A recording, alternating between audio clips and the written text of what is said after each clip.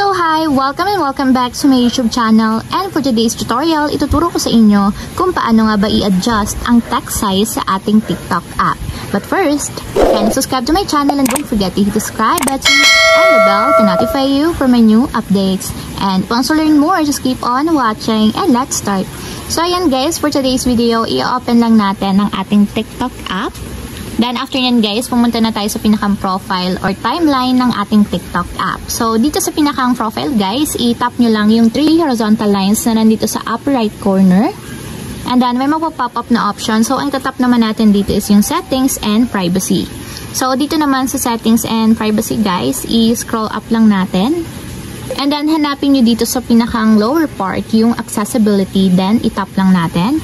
And ayan guys, dito sa accessibility, hanapin nyo yung text size na nandito sa pinakang ibabaw or unahan ng accessibility. So tap lang natin.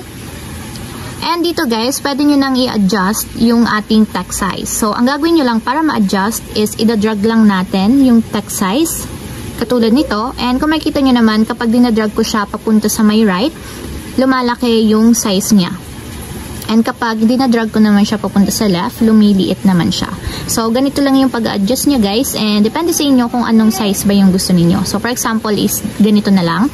Then, kapag okay na, itap na natin yung adjust. And then, may pop up ulit. Tap ulit natin yung adjust. And ayan guys, kung mapapansin nyo, nagbago na yung text size sa ating TikTok app.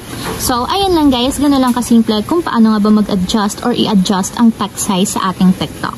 If you have a question, can you comment down below and don't forget to hit the subscribe button and the bell to notify you for my new updates. And thank you for watching! Living life, every day, late at night, not okay.